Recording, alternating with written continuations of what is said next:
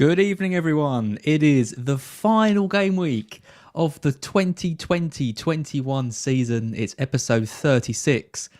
36 mark of FPL BlackBox. Can you believe we've done 36 of these? They have flown by, haven't they? They really have. Although this afternoon when I was trying to prep after work, I must admit it did feel like I was prepping for 36 episodes. But I said to you before, when you're stressed and messaging me about how stressed you are, it makes me stressed. We are like a little married couple now, aren't we? We are a bit. Is my stress. Well, I mean, you're texting me going, "Look, come on, it'll be all right," and I'm like, "No, it will never be. We'll never get it let's done. not do any prep. We don't need prep. We can just wing it." You're like, "No, there's got to be at least 20 tables." There's got to be at least 11 tables of data that they've never seen before. No, we've set the bar high with that stuff, so we've got to. For the last one, I had to go out with hurrah. So I've got that double figure data which we gave birth to this season, and now we don't drop. So I've got rolling that out, and I think this week is all about trying to find that player, that one player, that Theo Walcott hat trick that that came up once, and we now mythically think that there's going to be a big score on the final day. We need it, though. You've got a dream. You've got a dream. I've got my magic man. Have you for the week? I think so, unless you're going to talk me out of him. I probably will, actually. Is it Rafinha? It is Rafinha. Yeah, I'm probably going to talk you out of him, You talked me to Jack Harrison last week. Yeah, that was... Well, you weren't the only one to go that way. But, yeah, it was... It wasn't a great game week for either of us. Red Arrows. We're going to talk about that in a bit. It was so bad. Yeah, not good, is it? It really was. It was... Do you know what? I think it's genuinely the most disappointing game week I've ever had. Because I've been doing I'll talk about it in a sec when we talk about the teams.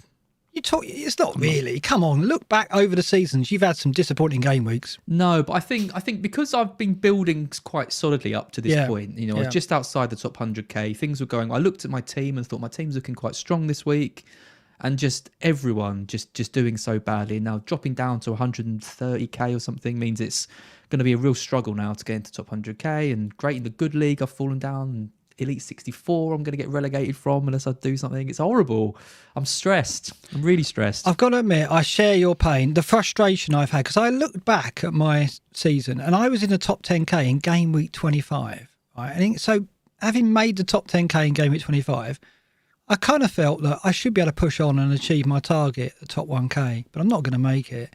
And it's so frustrating because I've been yo-yoing for about 5 or 6 weeks and making the odd mistake. How many points are you off? 25 or 26 off the top 1k. Yeah, 26. It's going to be... I'm going to have to roll the dice, and I've got some ideas, and I've got one that I'm kind of going with. I believe I've heard you say that before, there we go. Are you going to give me stick for it? For 5 weeks Come on, in a give row it to me. saying you're I'm going to roll ready. the dice. Yeah. I was disappointed with you. Yeah. Well, I was disappointed in myself, to be honest. Yeah. And you deserve for it to have been the wrong decision as well, and I'm glad it was. Thanks, mate. So. Cheers. Thanks for that. No, I know. For those who perhaps didn't listen to previous episodes, where were you, first of all? Where were you? I've been saying for a few weeks now, building up to the captain matrix and saying that I'll be taking a risk with the captaincy in game week 37 because I saw that with Salah at Burnley, which I thought on paper looked an easy fixture, but probably wouldn't be, that I'd go with like a Rafinha, Antonio, or a Lingard or a Bamford. And it looked so sweet for Antonio, didn't it? I got him in the week before already, prepped it. And it just, Salah's form and Burnley's form just convinced me otherwise. And look, effective ownership did not come into it, okay? All right? Yeah. I was going to go through all the episodes and get a soundbite of you saying that you were going to captain someone different last week and put them all together. I just couldn't be bothered. I don't know how you do it every week. Well, this you need to get one of these Go XLRs. It does it all for you. But yes, yeah, it's I'm not going to play it. No, I'm not going to play it. No, but yeah, I we'll do more samples next season for sure. But yeah, I did bang on about Antonio, and then I didn't go for it. I went for Salah, and look what happened. Fell flat, and Antonio came in with a 9-pointer. So lucky for me, the swing was only 6 points, but it's still 6 points. I'd be closer to the top 1k if I'd have done it. Idiot. Mark the sheep, you're getting called. Yeah. It's in the chat. Is that Nick in the chat room? Is it?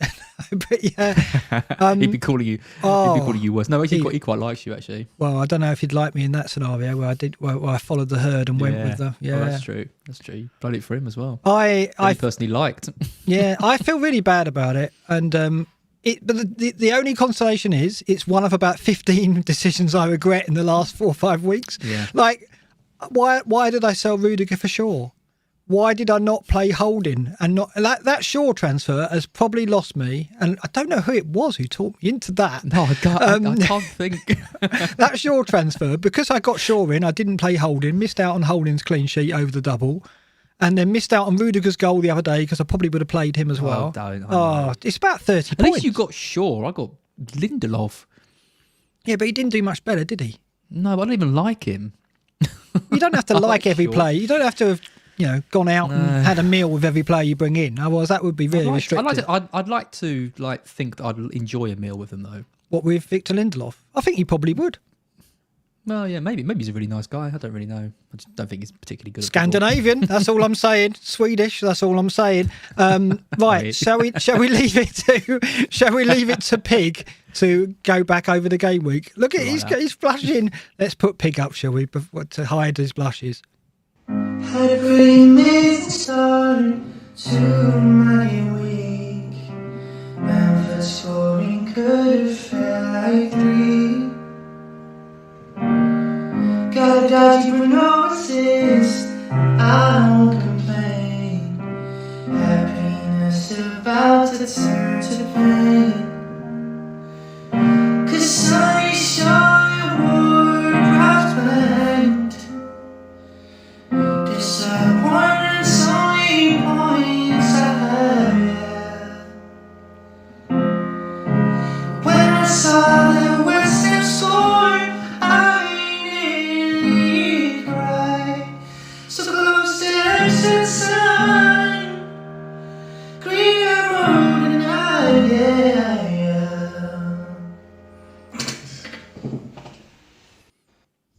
There you go. I mean, I think that's the best one. I think Lyrical High was disappointment's my only points. I like that one. That's a great lyric. I mean, lyrics are great. The voice is great. I think that's his best one. I love that. Yeah, very good. I kind of want to cry.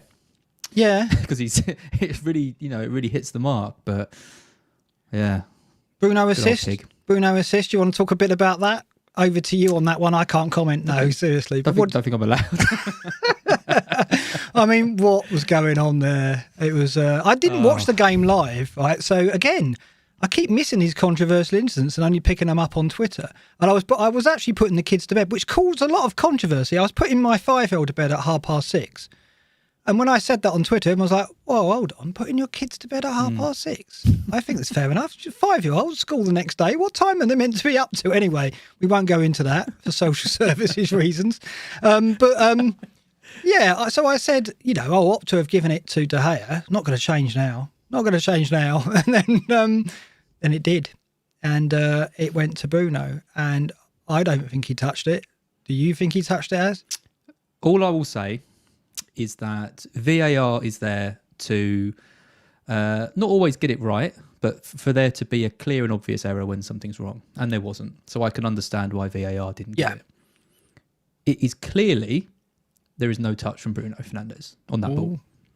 And you are unanimous about that, are you, Az? That's all I'll say. Right. Well, I think it's not even a debate. Right. There's no touch. No, okay. I feel the same. And I think the situation was that the official data supplier of the Premier League couldn't be seen to be not validating the decision on the pitch. No comment. Maybe. Well, I'm not commenting whether that was the case. I'm just saying that's the theory, isn't it? Because I don't think they didn't see a touch originally. So, I mean, I only hope that it doesn't change anything on the final day.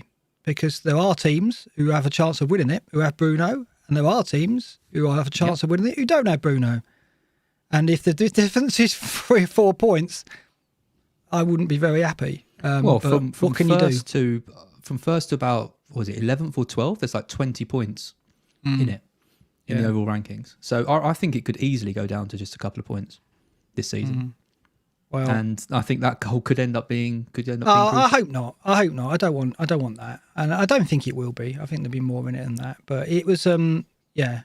And when that happened, I was like, well, it's only an assist. But then he turned out to be the captain candidate with the most points because Kane and Salah, I know, both disappointed. So outrageous. Everyone blanked apart from Bamford and Antonio and old Jesse. Other than that, there was very few players who came in for people. I mean, Ollie Watkins continues to do well. He's someone I haven't owned at once all season, but fair play to anyone that's backed him all this time because he's had an amazing. He's got a really, really underrated season. I think. I know. Obviously, got called up to the England squad, and people are kind of saying how good he is. But that is an incredible debut season for him in the Premier League. It got a lot better. I got to think. I think by mid-season, I was like, he's not. He's still very raw. There's not the end product there. I wouldn't have gone so far as to say. He has got no end product whatsoever. I wouldn't have said that, but he. I hate you. He came good in the second half of the season. I think over the last 10 games, tonight. I've had a. Where's the Vegas trip? That's all I can say. I've had a. I think he's come good the last 10 game weeks, and he has delivered points. Like he's had a run of like some assists, but I think he's just had more luck with his finishing. Like he always had chances, but never looked like he had that composure. And I think the last 6 or 7 weeks, stuff's been going in for him, hasn't it? And coming off for him, and that's the difference. So, yeah. I mean, he's going to be some asset next season because I don't know how much they can increase the price, really. It'll go up in price a bit, but I think he could still be a bargain because you've got to think he's going to kick on. Yeah, maybe. He's not going to push him up to like 8. No, but he's a certain starter, isn't he? In a team that's probably, well, it depends if Grealish stays, in a team which should improve. And he will improve. He's done all right, though, even without Grealish around. He has. He's still been kind of ticking over for people. I really like him.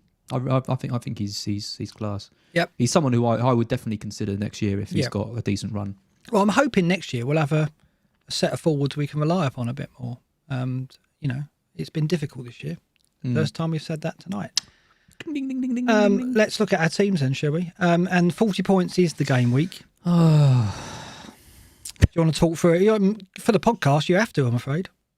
Yeah. Mendy in goal, 1. Trent, 6. Dallas, 5. That's all right. And then Lindelof, 2. Salah, 6. Captain.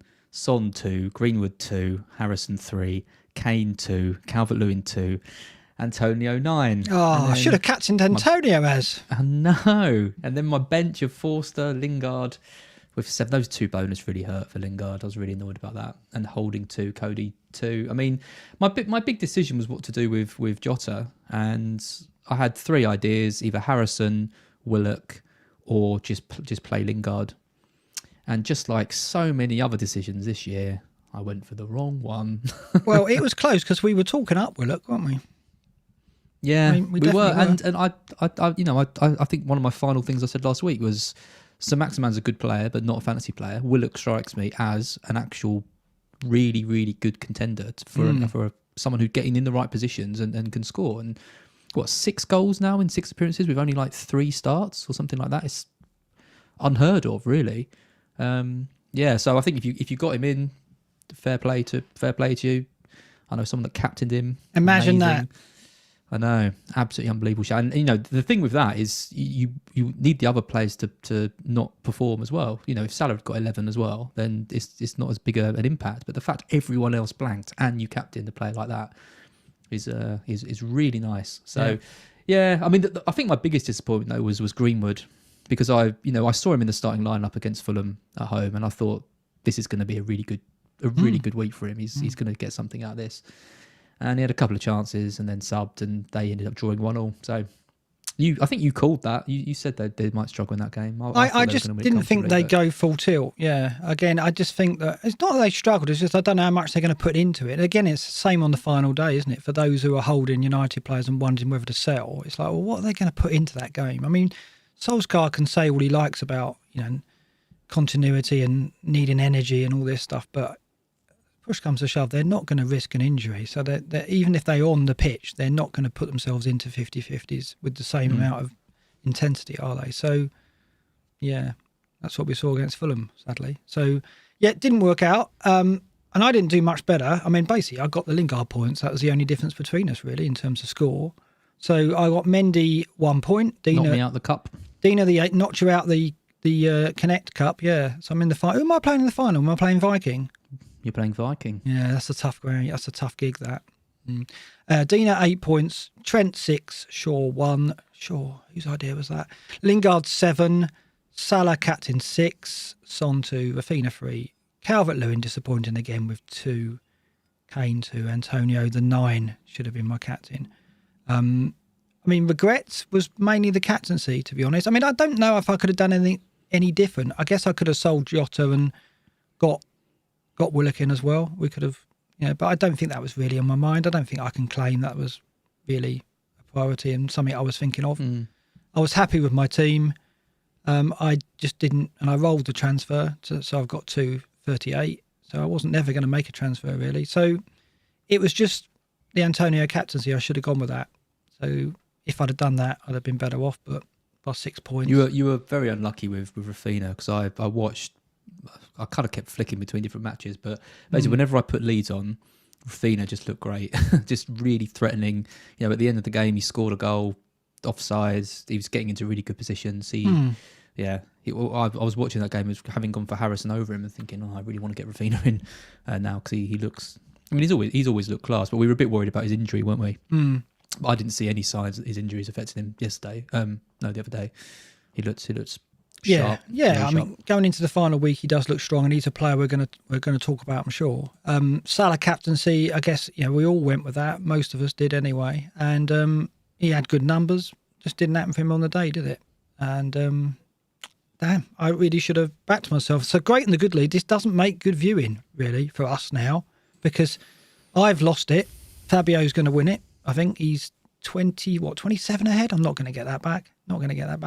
He didn't have a great game week. He got the same number of points as me and the same number of points as Magnus behind me.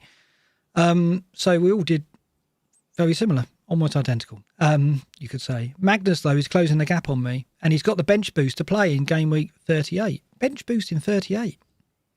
Interesting. He's 30 points behind you. He's not going to catch that up. Well, bench boost could. I haven't looked at what he's going to have, but I've got 2 free transfers, so I should have a bit of an edge there, hopefully. I don't know if he has. So I should be able to hold on to second, which I've got to be pleased with, I guess. Whereas yourself, having been safety, you've been mid-table for a while, you've just plummeted. You lost 21k in rank, and you're now second from bottom behind the Ronker. You're only 2 points behind him. What? How many? 21 behind Joe now. You're not going to catch Joe, are you? But Nat Phillips. Yeah. Well, what can you do? I've got Trent. He's got Nat Phillips. he gets that. Oh, it just shows though. It's a tough league. 133,000 isn't that bad, and it's still putting me second from bottom. The other thing as well, like the message I sent you earlier, the Elite 64. So this is General's League, which is the top 64 managers, and 63 and me. I'm in there somehow, but I've been in there for about 4 or 5 years now, kind of ticking along quite nicely. But this week 51st downwards gets relegated. Right. I'm currently 50th, joint on points with 51st, but only on less transfers made.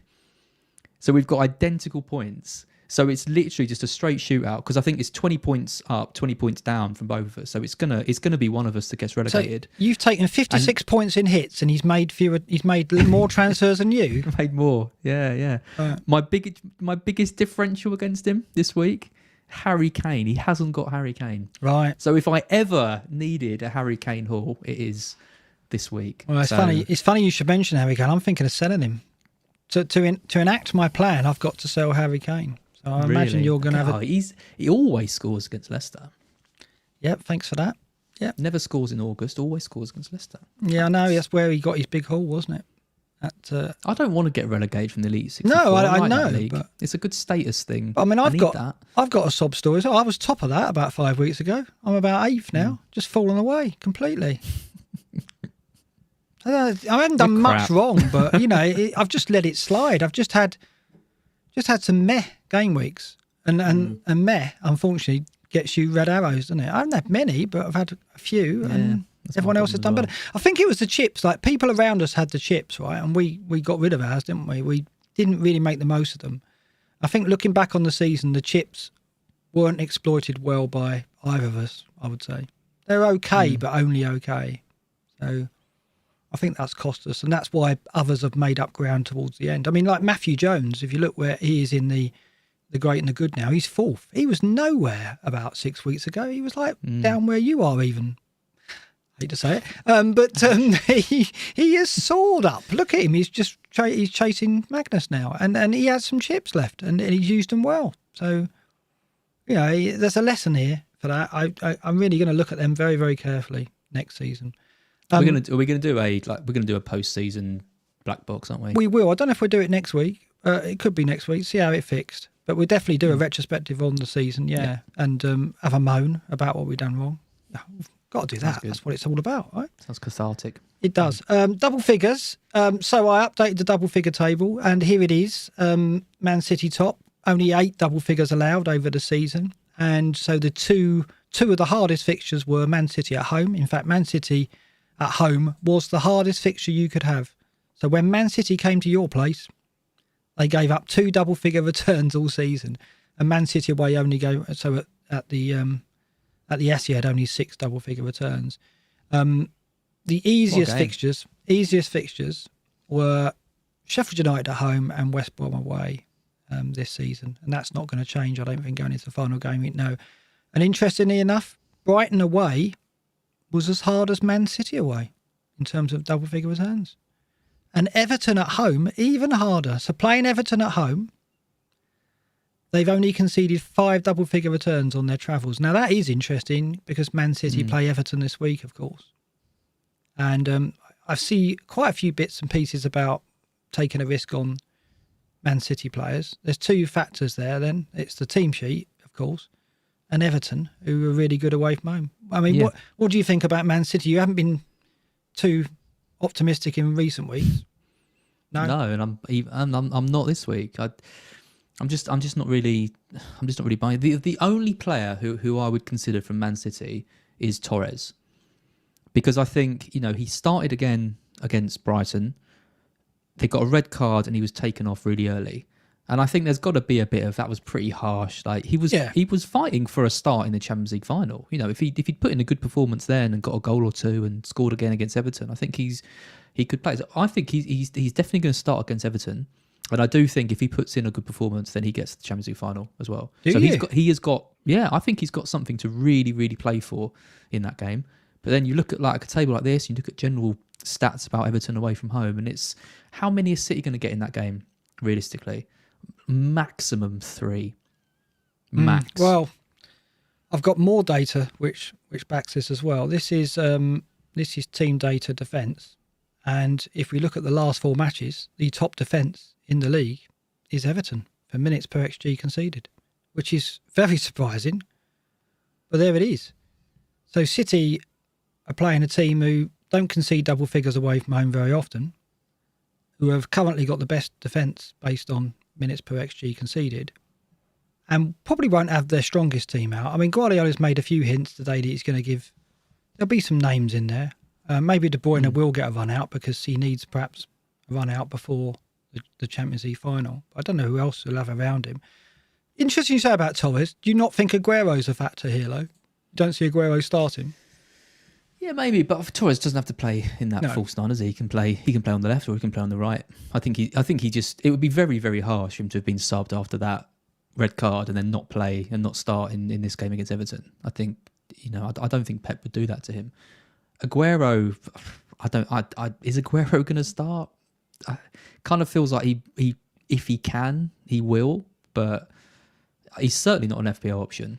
No. Right. Anyone considering him, I would just really strongly advise not to get him in. It's not even a good fixture. He's not fit. He hasn't looked in great form when he's played. He's going to get subbed early. There's everything like bad against him. So I think he's more likely to come on. And more likely to come on, I think, than he is to start, in my view. But yeah, I share your pessimism for Man City. I don't really see. Well, it wouldn't be them. great, everyone's saying, oh, if he can hobble onto the pitch, he'll get on. But he comes on, gets injured, and then he's out of contract. He's not going to want to be injured in his final game. It's ridiculous. He's only going to play if he's fit to play and feels like he can, and the medical team thinks he can. I wouldn't be surprised if he didn't play at all. On that note, I couldn't help but see that Pereira is a doubt for West Brom. And the cynic in me thought to myself, West Brom have already got some bids in and they don't want him to get him injured. Yeah. So basically they're not going to play him on the final game because they need to sell him over the summer. I don't know if he did pick up an injury the other night. Didn't notice it, put it that way. But I just thought, that's a shame. That's a player we can't consider final day. But then I was thinking, a bit convenient that they don't play him in that final game, given that his future is obviously, something that the club game has just got massive Leeds win. Yeah, it's the opposite of my feelings of Aguero. Well, I'm so optimistic about Leeds in that match. Look at West Brom's defence in this table. Last four, they're the second worst. Burnley are bottom. We've seen it. They conceded 4 to Leeds, 3 to Liverpool. West Brom over the last 4 matches are second bottom for minutes per XG conceded. They've been there all season, really. 4.4 minutes per chance. So they're conceding chances over the last 4 quicker than any other team. And a big chance every 45 minutes, which isn't the worst, but it's still pretty bad. So you've got to expect Leeds will get opportunities, right? And Leeds have been strong. If we look at attacking numbers, last 4, Leeds are highlighted there in 7th. They've had a good end to the season. They've had a really, really, really good. Which goes against the myth that Bielsa's teams run out of steam, Right? Yep. That's gone. Well, That's dead. Maybe they'll be so knackered going into the final game that this will be the one that they... Yeah, I don't think so. Did you see that chart with the sprints, the total number of sprints of all the teams in the Premier League? No, go on. It's basically all the teams clustered around one area at like the bottom left of the graph, and then Leeds just like top right of the graph. They've made like an infinite number of sprints more than any other team in the league.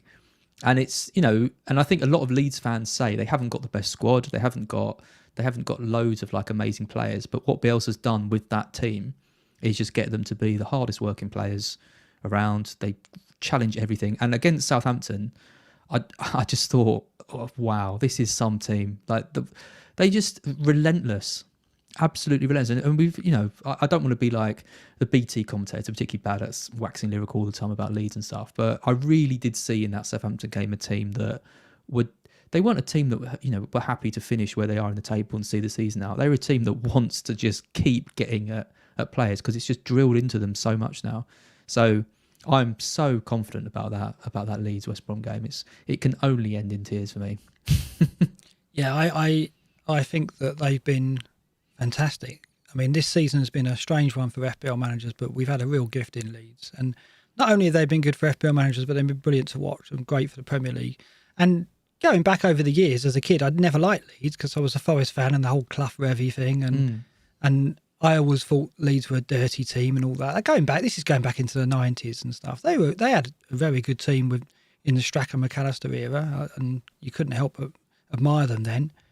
But now we admire them for very different reasons. They haven't got superstars, I guess, Rafinha aside, but as a team, they're undoubtedly one of the best teams in the Premier League. And what can they do next season? I'm excited to see. So well done, Bielsa and Leeds. And Leeds fans, that's the question. Leeds fans will be in that ground as well. That's the other factor, that you haven't mentioned there, is that. Well, I know. It's all the things are there, and that's why as well. I really do like Rafinha, because it'd be the first time they're seeing Rafinha, who is their kind of like superstar player. And I just think every time he gets the ball, they're going to be going absolutely loopy. He's going to be so up for that game. I think. I don't know. I'm really excited to see him in that match. I think he's going to love it.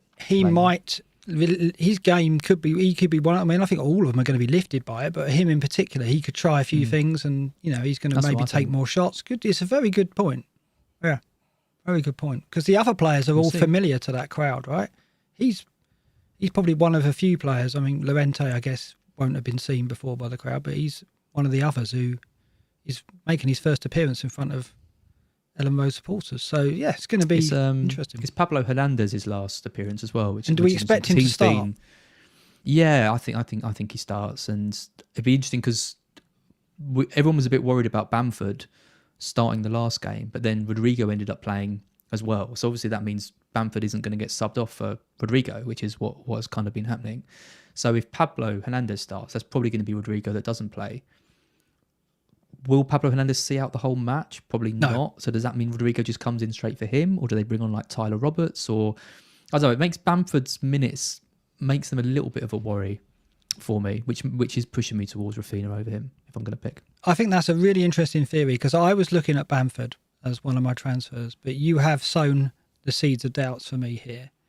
And I think it's a very good point, because there's nothing at stake. It's not like Bamford's going for the golden boot or anything. So Bielsa might be, he's certainly being sentimental when he gives Pablo the run out, right? Hernandez will start, and I think he'll probably get the hour, and one of Roberts or Rodrigo will come on, I expect. And then the other one could replace Bamford. And I think there'll be this kind of like wanting to give every player a chance to play, or every possible player. So he'll make 3 subs for sure. And I think that, I think there's a good chance Bamford will come off early, because why not? If they're winning the game and he's got the chance of getting Roberts on and get him some minutes in front of the supporters, he'll probably do that, I think. But a 60-minute Bamford though up against West Brom probably isn't even that bad a pick though. That's the other thing. Well, you could kind of be, you could kind of go against him because you're looking a bit too far into it like that, and then he gets a brace inside 15 minutes. Oh yeah. Well, I mean, it's definitely overthinking it. We're definitely overthinking. Probably for the first time. For the first time this season, we're probably overthinking. No, we've never done it before. Player stats. This is for the season. I don't want to dwell on this one too much, because the table over the last 4 is probably more interesting. Martinelli at the top low, and that, we're talking about players for next season.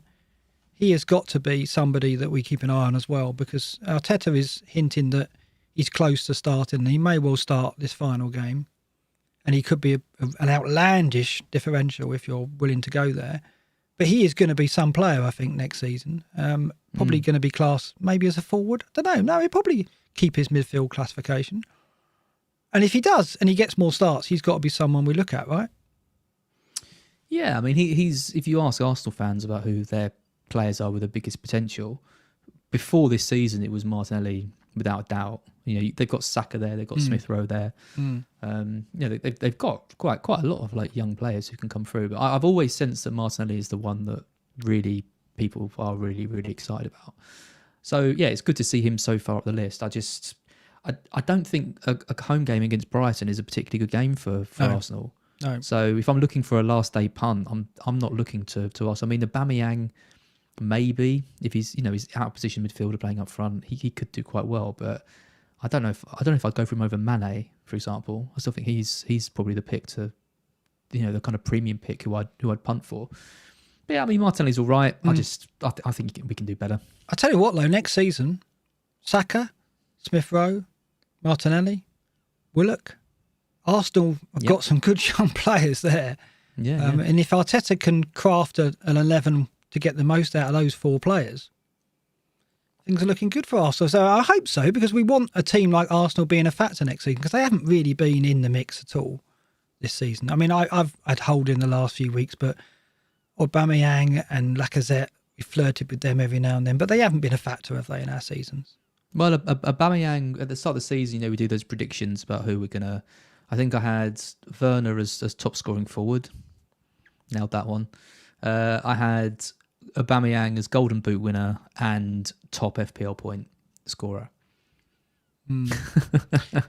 It's been more carbon than golden boot, really, for Aubameyang this season. I thought out of position midfielder, 20 plus goals in his last couple of seasons. I thought it was a no-brainer. And first game he scored, didn't he? Everyone had him, I think, captained in. So it was the second game, wasn't it? We had Salah in the first game, and then it was Aubameyang in the second game, and he delivered in that, and everyone was like, "Oh, this is great. He's going to kick on." Signed the new contract. Absolutely awful. How many goals has he got this season? 10 something? Is he? He's not on this table to help us. I'll have a look at the table of the last 4. I don't think he's on that either, is he? No, I think he's got. I think he might have 13. That's a complete guess. Right. He's on a table later, so I'll show you that in a minute. Oh, no, he's got 10. I should have stuck with my original guess. There you go. This is last 4 player data, and I've highlighted some players here. The reason why I've highlighted Salah and Mane is because Mane, like you mentioned, is a player that a lot of people are looking at. And I'm thinking of bringing him in and giving him the armband as the most obvious route to having a differential, make an impact on the final day. The trouble is, everyone who's got Fernandes is probably getting in Mane. And you only need 0.3 in the bank to do it. And so I don't know how much of a differential Mane will be. What's your thoughts on that? I think he will be. I mean, his ownership's 6% in the world is really low. I think we can always worry a bit too much about what like a select on Twitter. There's probably a few thousand people that are going to do Fernandes to Mane, but I don't think that's going to massively impact kind of on either of us. I think if you get in Mane and captain him and he does well, you're going to half your rank on a goal. Yeah, maybe. Well, we'll look at that. We're going to look at the difference makers again, the players that can make that impact in the final day. And Mane's going to be definitely in that list, and he's going to be in my thoughts for sure. Another player who's in there is Iheanacho. Although his ownership we think was high, obviously he's been shed by a lot of managers. A lot of managers got rid going into their difficult games, but this is a must-win game for Leicester. And Iheanacho has still scored goals, even over his tougher fixtures. And here you see, last 4 game weeks, minutes per XGI non-penalty, even though he had tougher games, 129.9 is really high. You know, he's higher than Antonio, who's really a darling of this table. He normally does very well. So they benched him against Chelsea. Yeah. I couldn't believe it. Yeah. Strange decision. I guess. Yeah. I can't see any logical reason why they would benched him in that match. Okay, maybe they wanted to be more defensive and not concede or whatever, but I mean, I guess it worked. He came off the bench and scored, but it was too late by then. But in your most important game of the season, play your best players, play your players most in form. He should have been first name on that team sheet, in my opinion. But you know, I mean, Iheanacho is an interesting one because, yeah, like you say, everyone sold him, and what are Leicester going to do? Because my first thoughts were, if Leicester win that game 6-0, whatever it is, then they get top 4, right? Because they'd have a better goal difference than Liverpool. But then I was on the show with Andy I was on the show with David, and Andy came on Zoom because he's not allowed on as a regular. He's not good enough. I should hope not. Proper guest. No, I mean, it's bad enough he was on the screen, but you know, I mean, it's nice to see the FPL show supporting those small accounts. Well, exactly, I know, and I said to them, you know, give Andy a chance, and they were like, oh, I don't really know, and I was like, no, he's a good lad deep down, and they were like, okay, so maybe he can add to his 185,000 subscribers now. Maybe, I don't know. Ridiculous. Anyway. Yeah. But yeah, he made the point that realistically, Leicester are probably just going to hope for a slip up of Chelsea or Liverpool and just try and win that game, you know, play their normal game, try and win it 1-0, 2-1, whatever. So I don't think they're going to be pushing for loads and loads of goals in that match. You don't? I still think Iheanacho's a good option, but I don't think I want to use a transfer on him. I think if you've got him, you play him, but I don't think I want to. So go over that again. They've got to win the game, right? Because you've got to win the game. Yeah. But you don't think the goal difference factor will play a part in the way they play that game or approach that game? Well, if they open themselves up too much, they're going to get picked off by Kane, Bale, Son, whatever. So I think the more sensible strategy is hope the pressure gets to Chelsea or Liverpool and just win the match.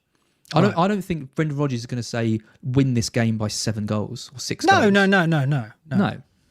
But I think that's my point. I think they'll approach the first half like that. They'll go in, find out what the situation is at Villa Park and Anfield, and then adapt in the second half. But I think there could be the last 20 minutes might have to be gung ho because they need a couple of goals because they are behind, right?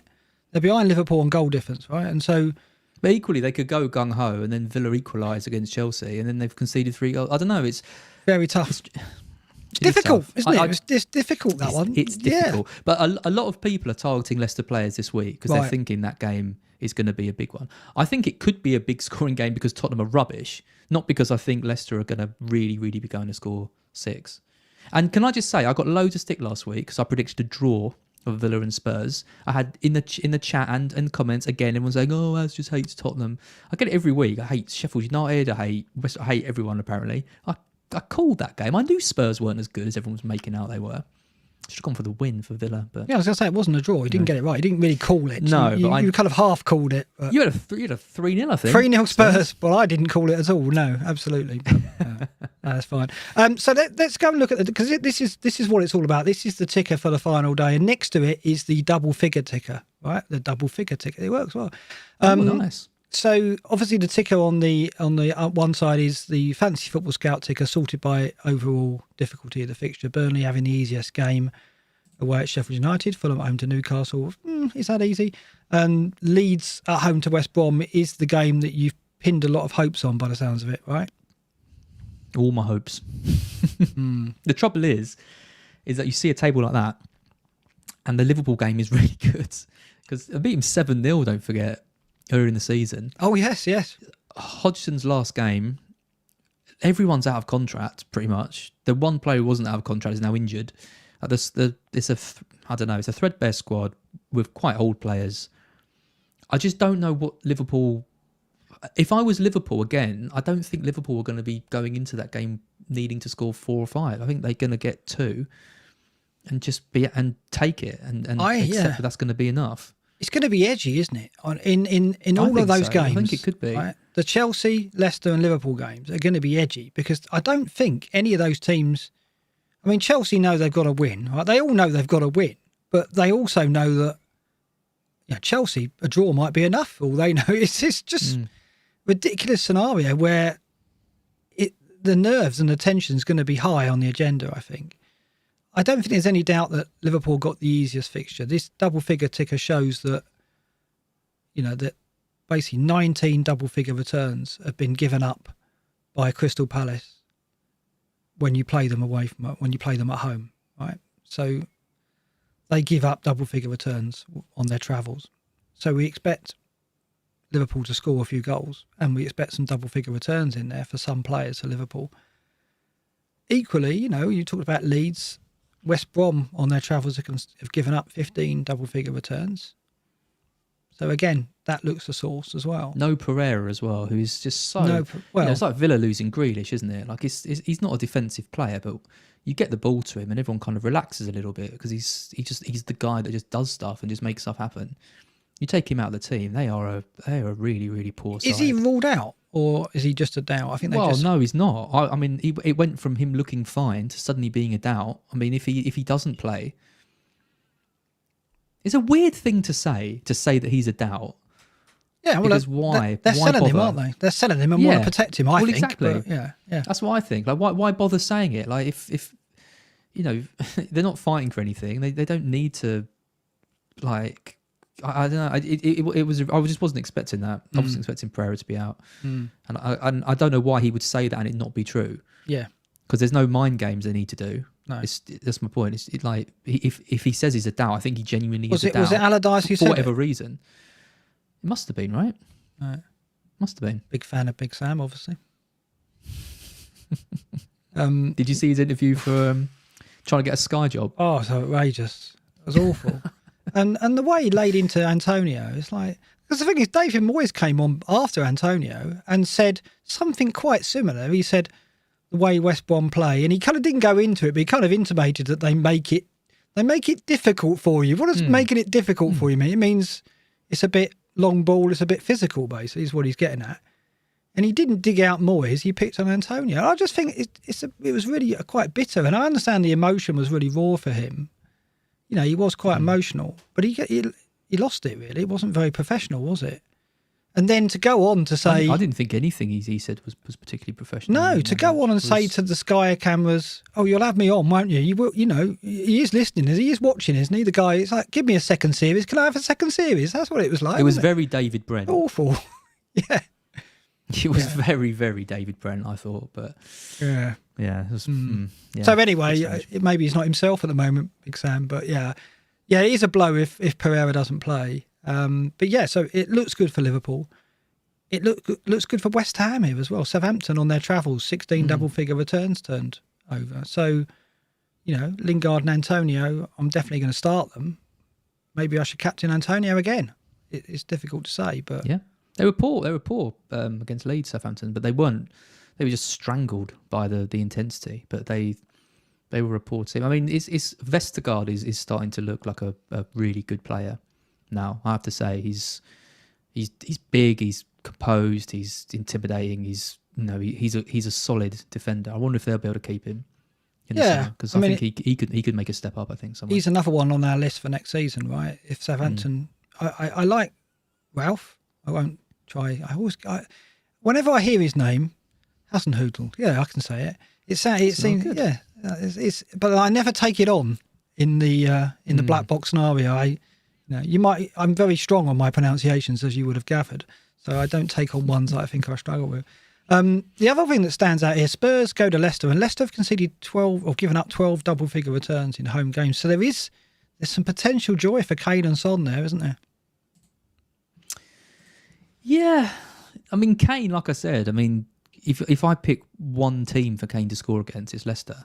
And they mentioned on the FPL show yesterday the crazy games featuring Leicester and Spurs over the years. Like it's a fixture that just always has goals, and it's one of those ones where, like, us with all these like stats and stuff, we don't like to say, it's history has shown that this game always has goals, because it's often a bit of nonsense. Shouldn't make sense, should it? No. This fixture has goals in it. I remember a few years ago, it was in my good season back in the glory days, and I was just outside the top 1K, so I went for someone a bit different, and everyone had gone for I think it was Salah against Brighton, and I went for Kane against Leicester, and it was a ridiculous match. I think Kane got a brace and an assist or something like that, but it ended up being really good, and they were a worse team, Leicester, because they were under Puel, and that's the thing. I can't see Spurs scoring 3 goals against Leicester the way Rodgers has them set up. I don't think Spurs are good enough. No Johnny Evans. No Johnny Evans, yeah, and they're playing like Castagna, aren't they? Centre back. That, and now I was going to say, are they going to give Wes Morgan a run out? It's his final appearance, but there's no room for sentiment. Surely well, not. Maybe in the final minutes when they need a goal and they stick him up front. They brought him on in the FA Cup. I love to see it. Love to see Big Wes back. I love you back at the City Ground. Come on, Wes, come back. Yeah, love him. But yeah, he's retiring. So is he? Oh, damn. Yeah. Well, retiring and going to Forest, there's not much in it, to be fair. So yeah. I think could be. I was just going to say, could be Kane's last game as well. Yeah, it could be. He was emotional, wasn't he? You could see his eyes were red, and he was looking. His lip was going a bit when he was, he looked like he was saying goodbye, didn't he? I think he'll go. I don't think there's any. I don't think there's any debate. Yeah. I think it's a shame. I mean, I like it. It's like I don't really want Grealish to leave Villa, but I think that could happen as well. Maybe not this year, but Kane leaving Spurs, it won't be the same. And seeing him in another team won't work, won't fit. But it's going to happen, I think. I think you're right. And so this is his last game. And that's why I've been a bit bigger Kane supporter over the years, and he's been a key fantasy asset for me. But I'm actually thinking of getting rid. And the sentiment of that, but also the fact that Spurs... I can't believe you're thinking of getting rid of Kane. I know, but it's the only way I can do what potentially could help me get me a rank boost. Anyway, we'll look at that later, but yeah, it's tricky. Right. While we're on double figures, by the way, let's look at double figure hauls, because I updated this, of course, and I've highlighted some of the players who could make a difference in the final game week. Vardy's not in the conversation. Do you think that, he could come good against Spurs, couldn't he? Well, he hasn't come good in any other week over the last 10, 15 weeks. Seven double-figure returns over the season. It's a lot. Yeah, but not since Iheanacho's really been a factor. I don't know. I just think if you haven't got either Iheanacho or Vardy, I'd be getting Iheanacho. And if I already had Iheanacho, I wouldn't be doubling up on that game. No. Mahrez have highlighted just to annoy you. I don't think we're going to take a risk on Mahrez in the final game.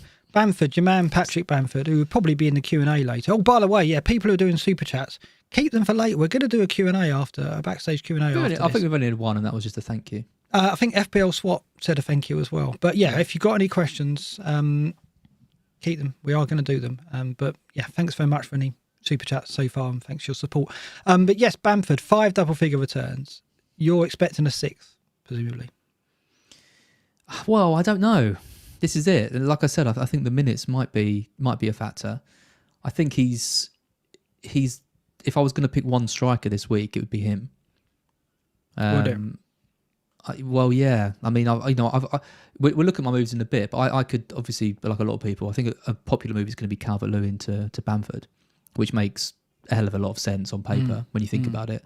And actually, his ownership has decreased quite a lot in the top sort of 10,000. So actually his points do mean a lot more than they did earlier. So I do still think he's a really good option. He's on penalties as well, which he could easily get against West Brom. All the signs there are looking really good for him. It's just those minutes I'm just a little bit worried about. And I think if I go into it with Dallas, Rafinha and Harrison, I kind of feel like I've got that covered. Yep. No, okay. That's interesting. I do really like him. Okay. Still. Well, the question of Iheanacho or Bamford will come up later on. Not much later, because we're getting there now. Defenders, first of all. So this table shows... I did this a few weeks back. And this is all about really trying to find those players for the final game week. And if you're looking for defenders, hopefully this data will help you a bit, and as will this chat we're about to have. So I've got a table here. Defenders over the last 6 game weeks. It's sorted by minutes per XGI non-penalty over the last 6 weeks. But also the yellow shade is squares here. What I've done is I sorted by each of the stats on show here. That's minutes per chance created, minutes per touch in the box, minutes per shot in the box, and minutes per shot. And I shaded the top 6 players for each of those areas. And so you can see that Alexander-Arnold at the top is in the top 6 for 4 of the 5 categories. There is no doubt that he is the royalty of defenders. And if you don't have him going into this week... Phillips scores. I know, and he's nowhere to be seen, is he? I don't think he is. No, of course not. But yeah, I mean, Alexander-Arnold, if you don't have him. But further down the table, I think, obviously, if you're trying to get a hike in the final week, like a goalkeeper, you're probably not going to get a defender, are you? What do you think? No. No? No, definitely not. I mean, I think, the one I think if you've already got Trent and you've already got Dallas, then you've got a good defence. So I've got those 2 and I'm pretty happy with that. The one who I don't think is on this list, oh no, he is, he's about halfway down, Robertson is on there, because obviously Jota being out means there's a spot for a lot of people for another Liverpool player. Some people are going Mane if they've got Fernandes, but I do think the double up of Trent and Robertson could be a good one and might actually be worth a hit, because Robertson hasn't really been doing much lately, but showed, against Burnley that he can still chip in and he's still on corners and all that kind of stuff. So those 3, Trent, Dallas and Robertson, might be worth it, but no one else.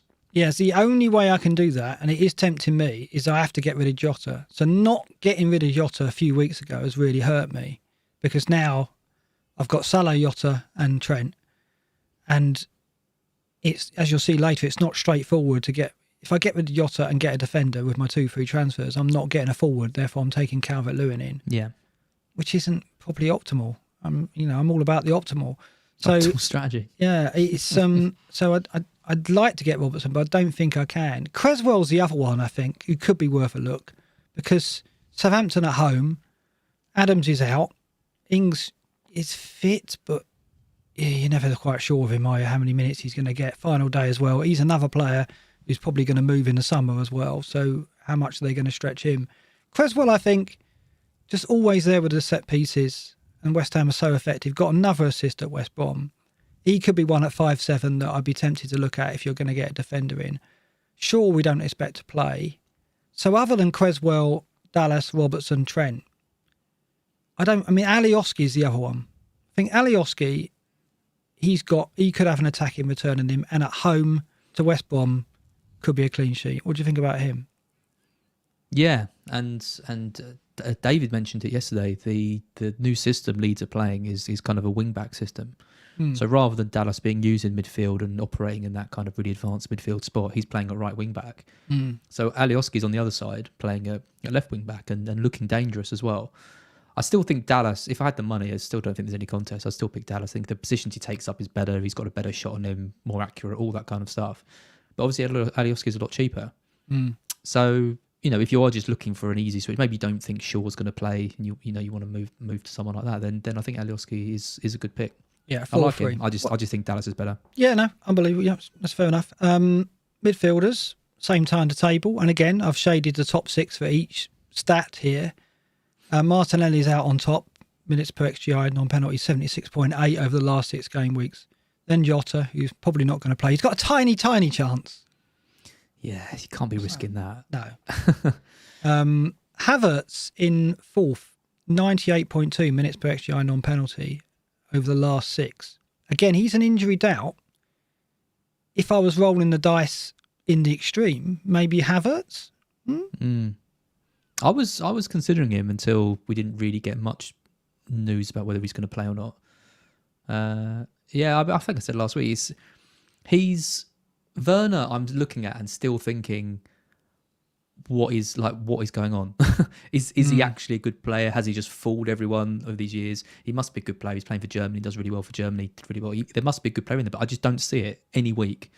He just looks constantly. Everyone says he looks unlucky. It looks like he isn't in control of his legs half the time. Is when I see him. Whereas Havertz has come from way down from where Werner was to suddenly actually looking a good player. And I think you said last week they look a better team when Havertz plays, which is a kind of a big testament to him. So he would be the one out of the Chelsea lot that I'd get if I knew he was fit, but he's not. So, we're not sure if he is. So I think Pulisic could be someone who could be a nice little punt this week.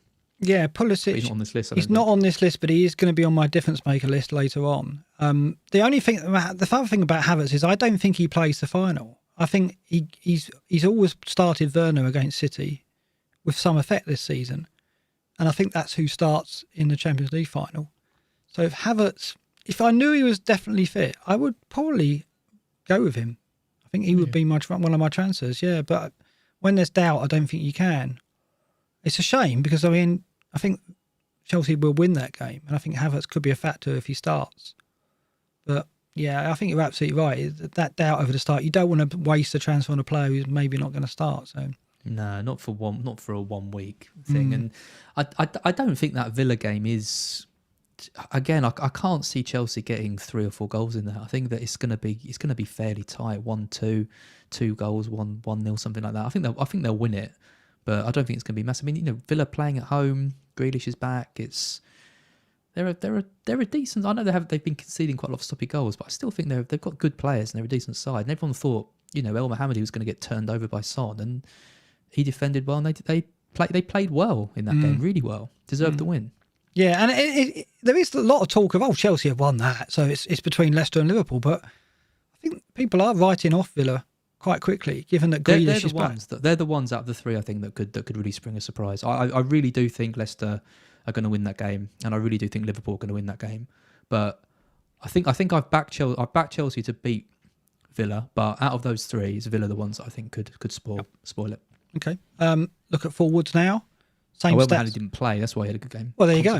Consa played right back, which is a good choice, I think. Because I'd fancied Son against El Mohammadi, didn't happen, and Pulisic against El Mohammadi, not going to happen because Consa will start again. These are the forwards. Not a lot of options, but we've spoken about Iheanacho and Bamford.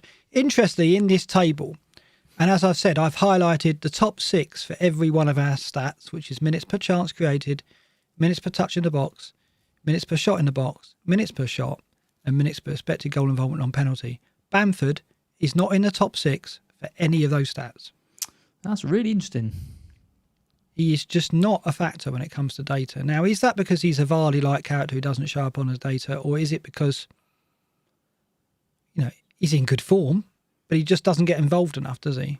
I think in Leicester. Yeah, he did have a brilliant game against Southampton. He could have had a penalty. Well, he should have had a penalty as well. I think if you saw his interview afterwards, where he said, "I tried to stay on my feet. I could easily have gone down. Why would any forward not go down if they're not going to give it?" And he says, it goes to VAR. They look at it, say there's nothing in it. So, he could have had a mega haul in that Southampton match. This is surprising though, because he's always been. I've always thought of Bamford as being a guy who takes loads of shots and needs to have loads of shots to get goals. And I think that's kind of a bit of an unfair criticism that he's had all year, really, but you kind of buy into it when you hear it over and over again. But this shows that actually he's not taking loads and loads of shots because his stats aren't up there. So all his shots, he's being more clinical, I think, than people maybe give him credit for. So minutes per shot in the box, minutes per shot identical because all his shots have been in the box. 42.4. So he doesn't take shots frequently, but he's been more clinical than perhaps we gave him credit for at the start of the season recently. Iheanacho, in comparison, is right up there. And in the top 6 for 3 of the stats. And it is, for me, it is between those 2. If you're, unless you haven't got Antonio, it is between those 2 for the transfer on the final day, I think. Firmino, thoughts on Firmino as a differential? No? Good form? Yeah, I still don't see him as a goal scorer. I still see him as someone who links play and makes the other Liverpool players better. But there is that kind of part of me that thinks. I remember a few years ago he did have a spell, didn't he, where he was playing like a kind of premium forward. He was getting goals, and then he went on that home record where he didn't score like an entire season at home. I think that was last year, wasn't it? Which they won the league and he hadn't scored at home nearly all season. Crazy. He's in a purple patch though, and I do like a striker who's hitting form, and it's kind of at the right time. I don't think he's a bad pick. I'd just pick Mane over him though. Yeah. Fair enough. Okay, so all of that I summed up into a list of players that I think, based on what I saw, could be the difference makers on the final day. And in this table, I've got some additional stats. It's sorted by minutes per point. I've got effective ownership in the top 10k in there. I've got overall ownership, team selected by. I've got the number of double-digit returns. And I've got the highest points tally by that player in a single game week. Lovely. Lots there. So lovely. Let's talk about Rafinha at this point, because Rafinha, one double-digit return, his highest score is 13, and you're thinking of putting the armband on him, are you? Does that change your mind a bit? It doesn't really, because he's underperformed on his potential this year. I think I was asked by James yesterday, like, do you think Rafinha's maybe a David Silva, like looks good but is assisting the assist and all that? But I said to him, when I watch them play, that's not the feeling I get, because David Silva would drop deep, he'd link up play, he'd not always be getting into advantage. Whenever I watch Rafinha, he's so dangerous all the time, and so I don't think his points really show just how good he's been for them and how dangerous he's looked. So I'm hoping that against the second worst team in the league, with the fans and the fact that I just think Leeds I would just be amazed if Leeds don't score 3 or 4 goals in that match. Really? And if Rafinha isn't involved in any of them, I just can't, you know what I mean? I just can't see it. I just can't see that happening. And if it does happen, I went for it. Fair enough. But yeah, I think from watching that Southampton game, Bamford had a brilliant game, but I still think Rafinha was the most dangerous player. And I think this could be the match where he doubles his tally. Yep. No, that's fair enough. So Iheanacho is second in this table for minutes per point, 12.6 minutes per point, behind Foden on 12.1. Foden, I don't think, is someone we're going to look at on the final day. Some might. I mean, if you got him, you hold him. But would you bring him in? It's just uncertain whether he starts. Yeah. Iheanacho, though, look, he's so strong. And 3 double-digit returns, 17 his highest score of the season. If we're comparing him to Bamford, he's down on 16 minutes per point. 5 double-digit returns, though, and 17 is highest, the same as Iheanacho. It's so tight between the two of them. The only thing that's making me think about Iheanacho was 2 things. One, Leicester have to win, and Iheanacho's strong at home. And it's the Bamford minutes. Iheanacho plays every minute of that game. He's surely going to be on the pitch to the end because they're going to want to score as many goals as they can, possibly, right? I don't see them holding, winning 1-0 and taking him off and trying to defend it. Well, maybe that's a scenario that could happen, but I don't see it. Bamford, the minute, the thing you said, Bamford may only get an hour because he wants to give Rodrigo and Roberts a run out in front of the fans. That is playing on my mind, as is the fact that, as we saw in the previous table, he can be a bit peripheral at times, and Rafinha could be the main man. So I'm kind of edging towards Iheanacho. We're both going to ignore Bamford, and he's going to go mad. I know. It's so difficult, isn't it? It's just so predictable. Yeah. Well, elsewhere in this table, Torres, we talked about him. 13.7 minutes per point. Strong option, isn't he? Look at the ownership as well. Top 10k effective ownership, 1.9, 3.2% ownership outside of that. 1 double figure return, but it was 20 points. He's the only City player I consider this week. And I wonder a bit about what is his ceiling? What's the maximum I'd expect to get? I mean, I could see him getting a goal. I just can't see City going mad in that game. But I think he is a good pick. But the one player that I think is the player that could be explosive, is a differential, and can be a captain is Mane. And Mane's effective ownership, top 10k, 2.9%, 6.6% outside of the top 10k overall. 3 double-figure returns and 16 is his high of the season. We know he's got better in him. We know that there's more to come next season.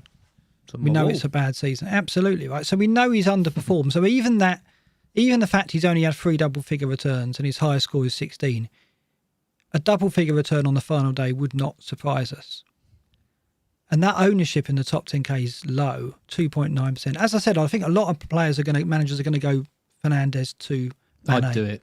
If they've got the money. In a heartbeat. Yeah, I think it's obvious. I'd do it in a heartbeat. But you can only do it if you don't have 3 Liverpool players already, if you don't have Jota, Trent and Salah, and if you've got 0-3 in the bank as well. You need a bit of money in the bank. I think it's 0-3.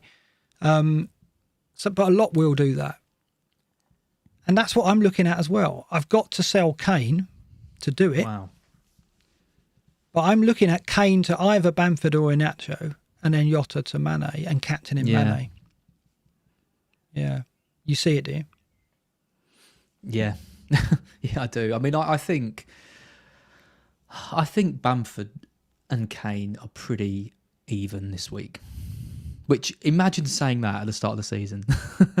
You're going into the last day of the year and Kane and Bamford are evenly matched. But I just think, if like I said, I think if I was going to pick one striker this week, it would be Bamford. Even the minutes aside, I think he could do damage in the minutes he plays it, even if he gets 60 minutes.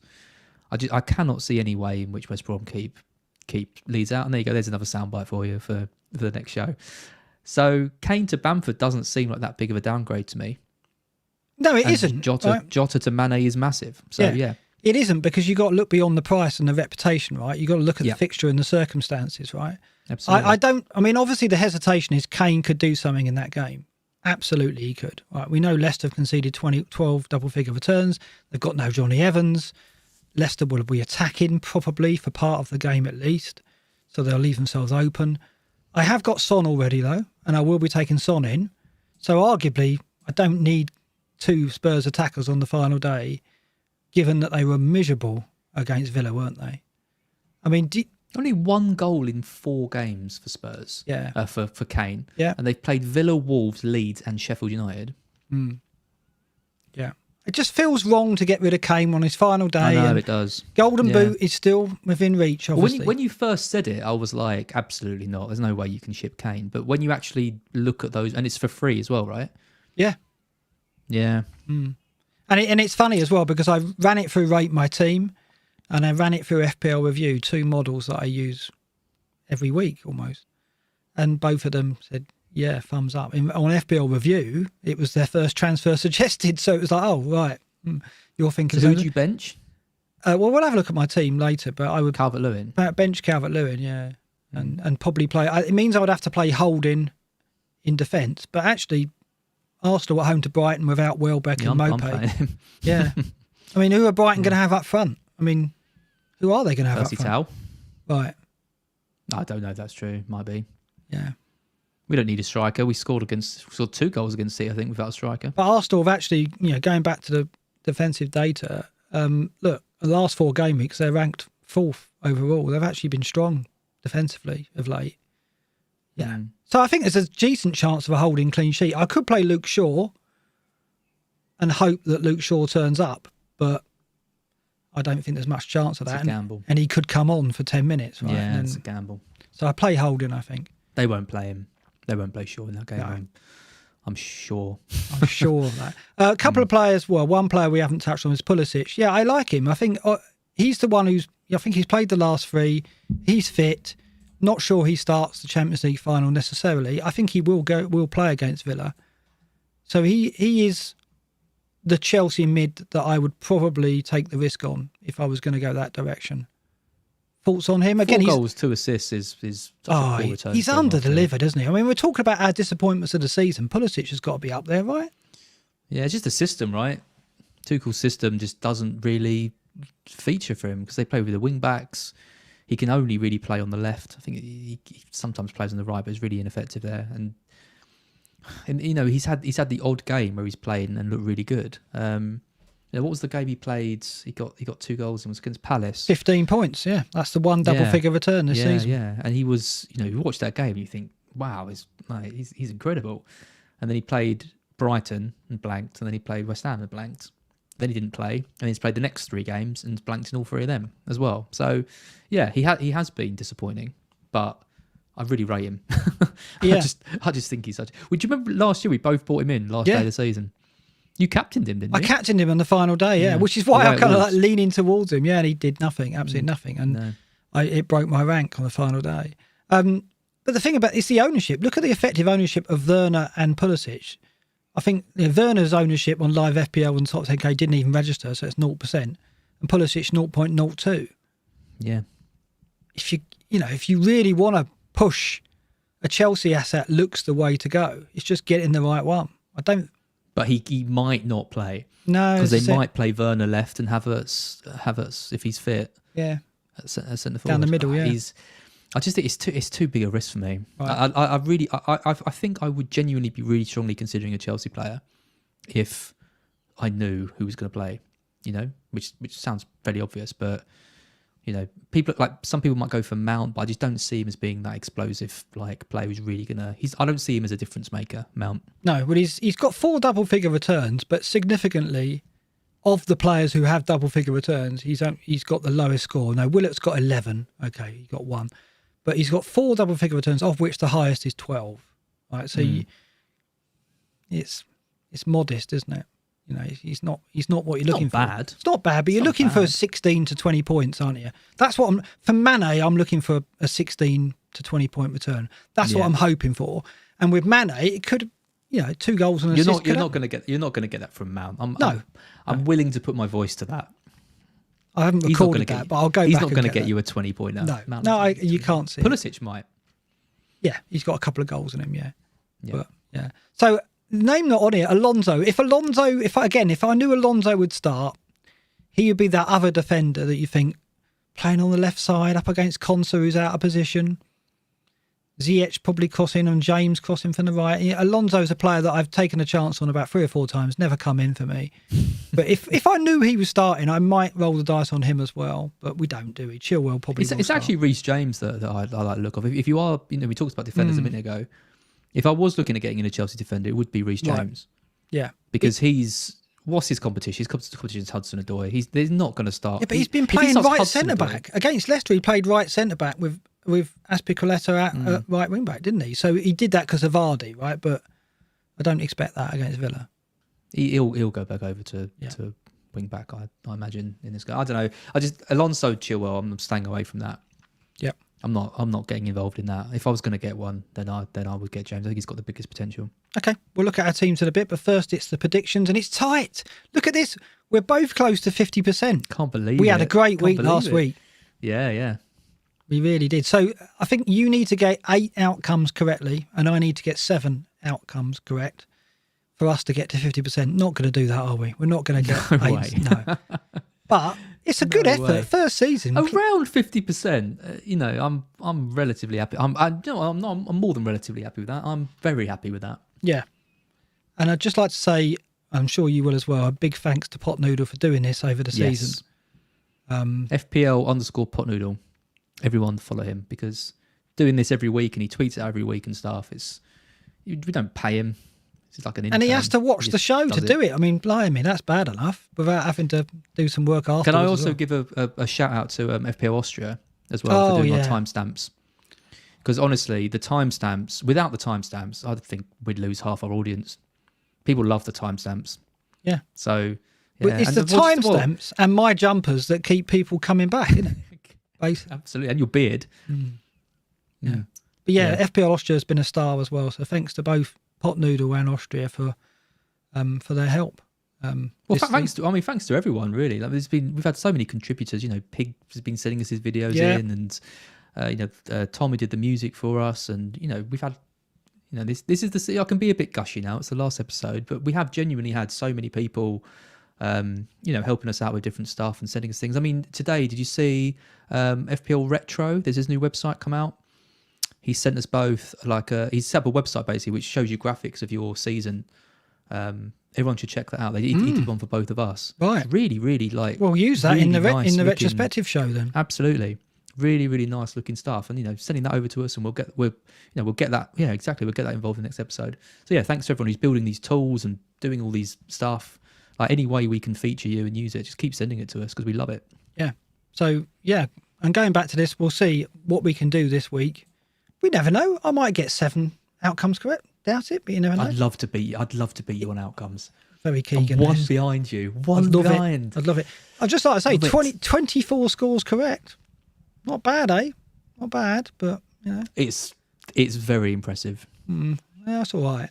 These are our predictions. Out of 185. Not that good, is it? I think it's 14% success rate. And then like weekly 7, you've got to get 7 right in 1 week. Yeah, we're not going to be millionaires quickly, are we? Gameweek 38 fixtures then. Again, quite similar outcomes predicted. Some difference of opinion. Just like I say, we don't see each other's scores, so we don't influence each other in any way. We haven't got many different for me to catch up on one. I know. So, Arsenal-Brighton, you've gone a 1-0, I've gone a 2-0. Both don't think Brighton will score, hence the holding start for us. They won't get 2. You're not... Yeah, all right. Every time you say that. All right. Villa versus Chelsea, we're both going on the away win. Juventus and Villa will nick one. I think they'll make it hard. Honestly, I think they're going to make it really, really hard for Chelsea. They really have to work for it. And like I said, I wouldn't be too surprised if they did get a draw and Chelsea fell out of the top. That would be a real... Imagine Chelsea going into that Champions League final in 5th. So much pressure on them to win that final. They need to win this. I think they really, really need to win this game. The only thing that makes me think, under Tuchel, they've been very professional. I think they've been a results-driven team. They haven't had an awful lot of flair and attacking extravagance, have they? They've been about doing the job, and I think that's what will get them through in this game. Not sure it'll get them through in the Champions League final, but in this one, I think it will. Fulham, Newcastle. Really not much to say about this. You've gone the away win. I've given Fulham a point here. Can't believe you're giving them a point. They're so bad at home. But Newcastle, I think, will shuffle the pack a bit. They've got injuries. I don't think Sam Maximin will play. Willock will probably get the goal again and make us think we should have got him in. Leeds, West Brom, you've gone to town. You've gone all out. 4-0. Yeah. Batter them. They're going to batter them. I'm so convinced. I'm so convinced that I know it's going to be wrong, but I'm sticking with it. You talked about penalties. If they did win a penalty, do you not think Hernandez will take it just for old time's sake? Yeah, he could do. Yeah. Crowd would love that. I'm wondering he that. could well do. That'd be annoying, wouldn't it, if you do have Bamford and you're celebrating the penalty award and Johnston, another penalty save. I've gone 3-0 Leeds. I mean, what are West Brom going to do? I mean, Big Sam's gone. He's not, Pereira's not going to play, like you say. It's going to be. They can't match them for. They can't match him for. I mean, Leeds won 5-0 earlier in the season. Oh, they slaughtered them at the Hawthorns. They can't. They can't match them. They can't match their effort. They can't match their technical ability. They can't match their players like Rafinha. If Pereira's out, it could be even more. Yeah. Leicester Spurs. I've gone 3-2. I think it'd be a thriller. I think there'd be a cracking game. This because you're right. Leicester won't know how to approach it, but I think that it's going to be a ding-dong battle. This, and that's why I worry about selling Kane because I do see Spurs scoring a couple, and you've gone 2-1. Fair enough.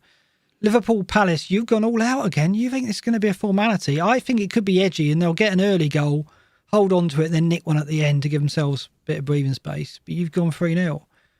You don't see. Yeah, I might have gone a little bit. Got a little bit too excited with this one.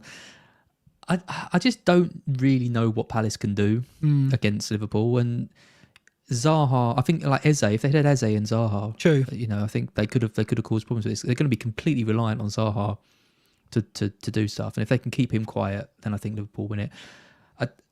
Hodgson's last game, Palace might be really playing for him, which might bring the score down a bit, but on paper they won this game 7-0 at Selhurst Park. They should win it comfortably. So I backed it. FPL Pot Noodle in the chat saying Mark is giving us a free outcome with his Newcastle prediction. You can go off people, can't you? I thought the same, FPL Pot Noodle. That's the one. Man City, Everton, 2-1. Both gone for that. Yeah. Yeah. I see it. Depends on the score, I think. Yeah. It's fine. Sheffield United, Burnley. Now, It's awkward because Wow. this is the garden centre game, but you can't really get to a garden centre when all the matches are on at the same time. Whose idea was that? Rubbish. What we Well, want? just don't watch it. Yeah, there's Watch that one of the option. other games. That's when am I going to get my pot plants? That's what I want to know. Not literally my pot plants, well, that would explain a lot. Whoa. Yeah. That's why you're in the shed. Got to get my lamps back on later. Yeah. yeah. Yeah, I shouldn't have said Rotating wall just spins around. that. Breaking Bad. Yeah, I've gone for a 1-1 here. This might be another gimme that I've given you. I can't believe you've given me this one. Yeah, thanks for that. I think Wood is going to have too much for him. They're not going to be able to deal with Chris Wood, I don't think, in this game. Oh, Sheffield United showed some spirit at Everton, I thought. And, Jefferson and Well, so they on. did, but Everton were really, really, really poor. And then Newcastle sort of turned them over. They didn't do much against them, did they? Yeah, I don't know. I think Wood will rise to the occasion. This is where we collapse with laughter. West Ham, Yeah, Southampton. I think we saw earlier Southampton have conceded, 15 double-figure returns on the road? Nothing at stake here. And West Ham are still pushing for Europe, so they've actually got some motivation here. So I think Antonio will do well in this final game as well. Definitely a differential captain option. I've gone 3-1, you've gone 2-1. And Wolves United, big difference here. You've gone for the home win. Nuno gone, or going to be leaving at the end of the season. Do you think it is like the sign-off then? They'll give him a win in front of the Molineux fans? I was more confident about this prediction before I heard the Nuno news. Right. And I must admit, I forgot that I'd put a 1-0 Wolves win to A you. glowing tribute to Nuno's career at Wolves there, Maz. Yeah. I don't know whether it's going to be like, let's really give him a send-off, or if there's going to be a bit of bad feeling about it, because it strikes me that this is a weird... Well, it's a weird parting. Why is he leaving?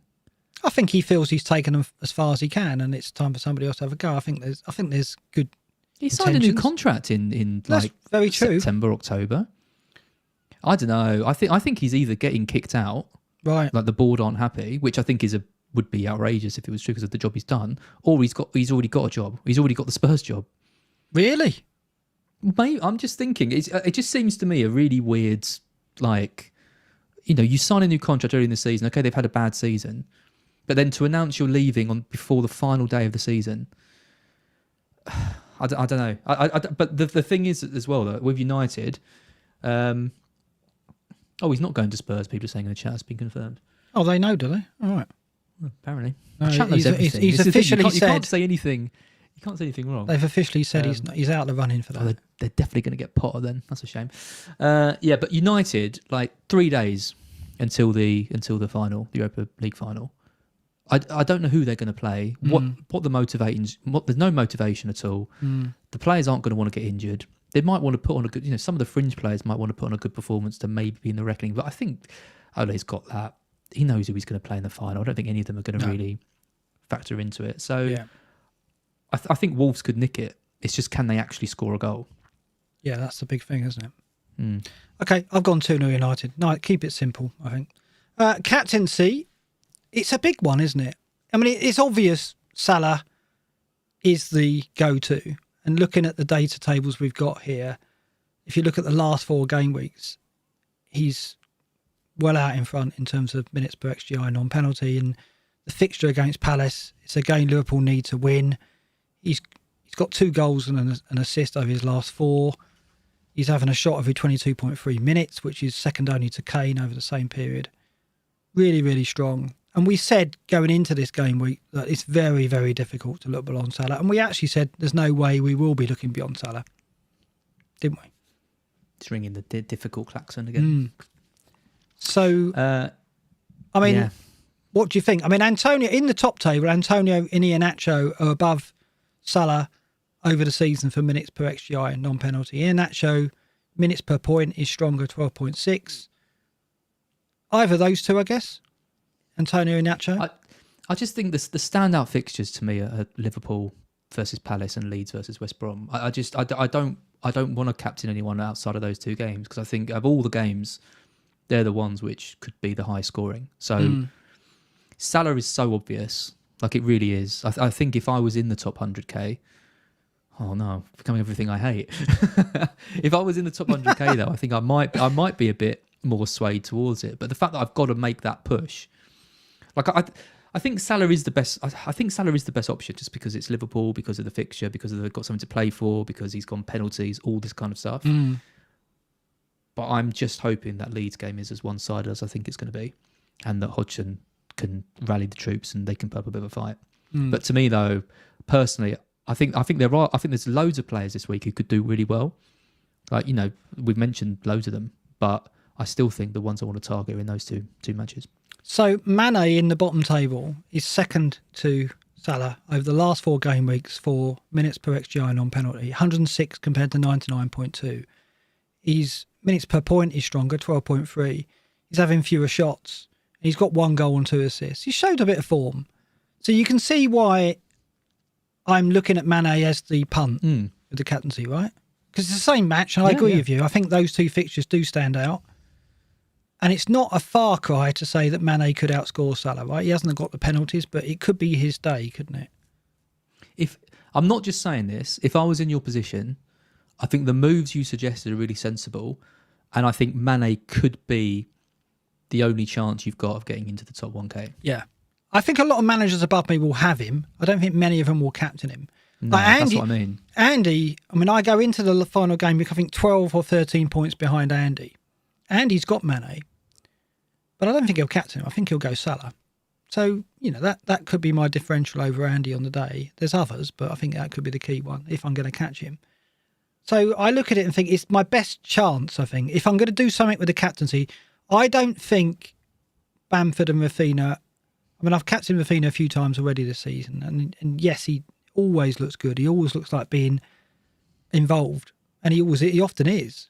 But I don't know if he's got that big score in him. And what Mane has got a big score in him. We know it, right? He's got that pedigree.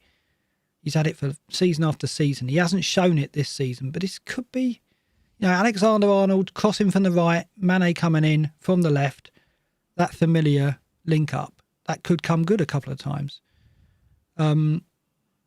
Yeah, I just think it's worth a go, isn't it? Joel Ward out there on the right-hand side for Palace, not the strongest defender in the world. Mane could have some joy against him. He scored at Palace, mind Mitchell's you. out, isn't so he? did everybody. Though, on the other side. Yeah, I think Mitchell's a doubt, yeah. So it'll be Patrick against Salah. I'm sad you're not more bought into Rafinha. I thought you might be really, you know, banging his drum. Yeah. And be on my side about him. I like him. I mean, last 4, he's only played 2 of the last 4. He's got assists in both of them. Minutes per XGI, 303.0. He's not been heavily involved in Leeds' attacks as much as he has been in previous weeks. Over the season, 191.2 minutes per XGI non-penalty. So he's not been quite in that groove. That's the only thing that makes me think that maybe he needs one or two more matches before he's back in that groove that he was. But you think you saw enough in that game? Yeah, and I've got the hope that he can deliver on all the promise that I've seen, and he's been a good player for me when I have owned him. He's mostly delivered. I took him out for a bit and he still did quite well, but yeah, I'm hoping that in a big Leeds win that he'll be involved in everything. Don't ask for much. No, I think there's a good chance of that, but I don't know. I just think Mane's got the bigger... of the differentials, he is the most explosive, I think. I wouldn't describe Rafinha as an explosive FPL asset yet. He's got it in him, but we haven't seen it yet. So he saw 1 double-figure return so far, 13 his highest score. Mane, I know, Mane's got bigger scores than him, I think. Just looking at the opponents, and this underlines it, over the season, West Brom's defence, the weakest, as we saw in the defensive data, and even over the last 4 matches as well, the weakest on show. For minutes per XG conceded, 48.3 over the last 4 matches. Leicester second over the last 4. Leicester's defence has been weak over the last 4 games. That's what makes me think, again, Spurs will get some joy from it, I think. So, yeah, it's difficult to look beyond that Leeds-West Brom game as the second best behind Salah. I get it, totally. Which is why I'm going to put my captaincy on Mane, I think. We'll see. Right, let's look at your team. That's exciting, though. But will you actually go now? Will I do it? If you say you're going to captain Mane and you go against it, then you'll never talk to me again. You're dead to me. So you sent me your team, but you sent it to me on the wrong resolution. So on the final show, you break my screens and you give me a scruffy. Did I? I sent it to you. I normally send it to you. And no, you didn't maximise the screen, did you? No, it's just, I can't rely on you for the technicals. But never mind, it's all right. And this obviously is going to be very different because you've got the captaincy on Salah here and the vice on Son. So lots of changes to this. What are you going to do then? How are you going to line up on this final day? Yeah, so I basically don't think Greenwood is going to start, or at least there's enough of a worry to make me think that I don't really want to take him into it. So just to be really simple, I could either do Calvert-Lewin to Bamford, or I could do Greenwood to Raphinha. Right. So it's going to be one of those two moves. Right. Obviously, if I do Greenwood to Raphinha, I'll play him over Calvert-Lewin and bench him. If I do Calvert-Lewin, then I'll bench Greenwood. It is a worry though, because I do think if Greenwood does play, I think he is a really strong option. But I just can't be running that risk on the final day. It's, there was rumours last week that he wasn't going to start, and that was bad enough. I just think I just want to take that. Hasn't Solskjaer said that Dan James will play as well? So Dan James is back in the equation. He said he's like ready to play. I don't know if he said that he will play. I think he'll because start. I mean I was talking to Andy earlier in the week, and he doesn't think Greenwood's going to start the final. And quite a few United fans have. To me, I think it'd be crazy not to start. I don't think Rashford on the right. I don't think he'll start the final. Yeah, I think Pogba will be left, Rashford right, Cavani down the middle, and Greenwood on the bench. That doesn't mean Greenwood will start at Wolves, though. No, it means he's probably more likely to, though, right? Yeah, but I think he wants him fresh. I think he's his ace up his sleeve, right? He would be, wouldn't he? So Greenwood will get on the pitch in the final for sure. The tricky thing is obviously we're all going to be looking for like any lineups that come out. If a reputable source says to me that Greenwood is going to start against Wolves, then I don't really know what I'm going to do, because I can't see any other way of getting Raphinha in if I keep Greenwood. Well, then you go Bamford in for Calvert-Lewin, and then. But then who do I play for Greenwood? Oh, right, I see. Do you know what I mean? This is the issue. And also, I backed Wolves to win that match, so maybe I should just do Greenwood to Raphinha and captain him. So if you get Bamford in for Calvert-Lewin and you don't get Raphinha, are you captaining Bamford? No,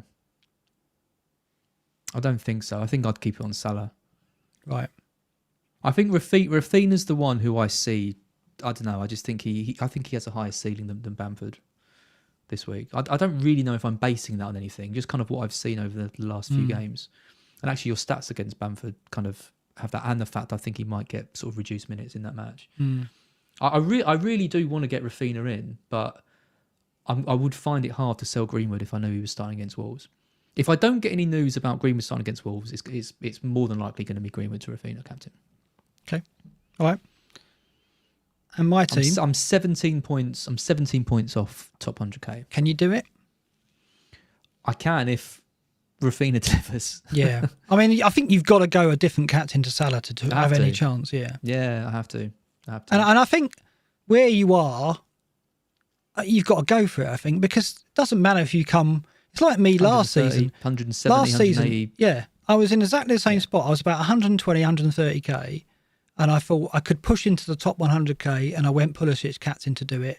And it ended up badly, and I lost about 50,000 places and ended up 177k. But so what, right? Being 120k compared to 177k, there's not that much difference, right? The one thing is my Elite 64. Oh God, yeah, I forgot about that. Because it's not, I haven't got any cushion at all. Like if because it's Dan who I'm playing. I don't know if you know Dan's record. I think he's finished in the top 10k for the last like 5 or 6 seasons. He's a top manager, like much better than I am. So I would guess that he's going to go Salah. It's almost like he's one of the Elite 64 managers, isn't it? I know, it really is. Fine. Yeah. God, it's a hard league to stay in. Well, General's not even in it. General's not in his own league. He got relegated the first season, I think. Yeah. That's how hard it is. Yeah. I know, it is really tough. So I really don't want to lose that. But I think I'd rather lose it going for Raphinha and it not working out, then I go for Salah, and then if I'd gone for Rafinha, it would have worked out. There is nothing worse, right, than talking up a There's differential captain and then not doing it, right? I mean, you've got to be some kind of weak-minded fool to not do that, right?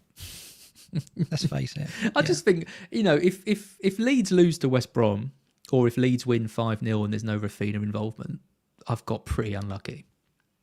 Yeah, I agree. Yeah. He'll get something from the game. It might just be an assist and a couple of bonus points. That's the only thing. But yeah.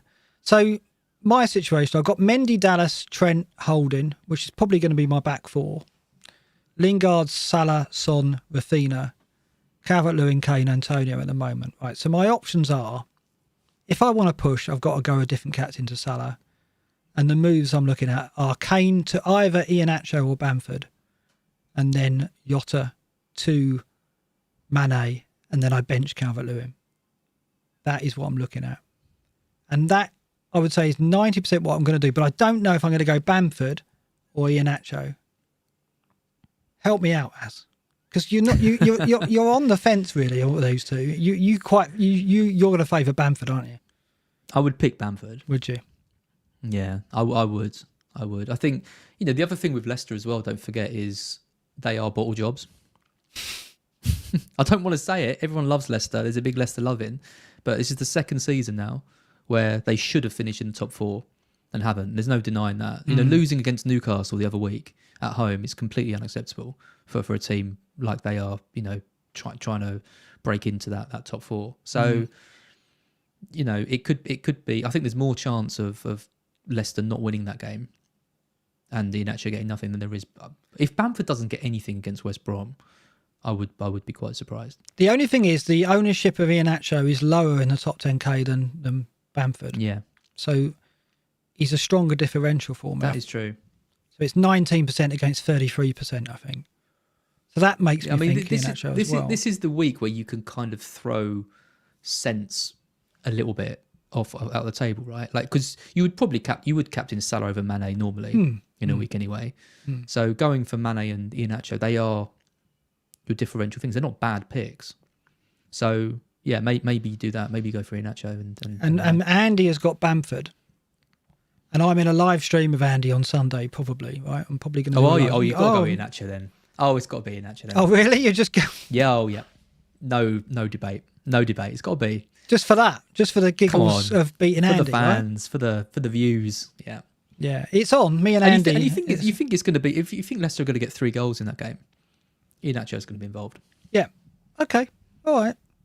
Yeah, that's helped. So just purely on, you just want to see Andy miserable. I should go Iheanacho. Yes. Right.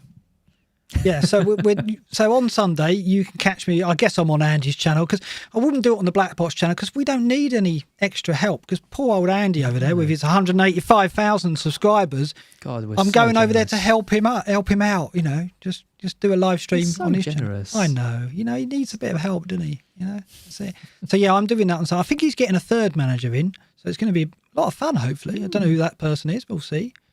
But yeah, I'm looking forward to that on Sunday. No, is it not you? Okay. I've not been invited. Well, I don't want to come anyway. It's Elite 64 Club. Yeah, we'll see. But yeah, so I'm doing that on Sunday. What are you going to do Sunday during the matches? Are you going to just sit with a pint and watch them? I am. So I'm driving down to Essex tonight. See my parents. Who are probably watching this. Well, say hello to your dad for me. I will. Yeah. So I'll be watching it with a beer with my dad. I assume we'll be watching the Brighton game, even though I'd probably rather be watching the Leeds game. But to be honest, I'll take my laptop and my iPad. I'll probably have as many games on as I can physically watch. Well, I'll have me and Slippers on live feed. Watch that. Yeah, you'll be on. You'll be on now. I know that's that thing, but it really is the best day of the season. You like it, don't you? I absolutely love it. I just think there's so much excitement. There's so much optimism and hope and potential, and you're tracking or trying to keep track of who's scored and what's it done to your rank and all that stuff, and mini leagues are being decided. Twitter's really active. I love it, absolutely love it.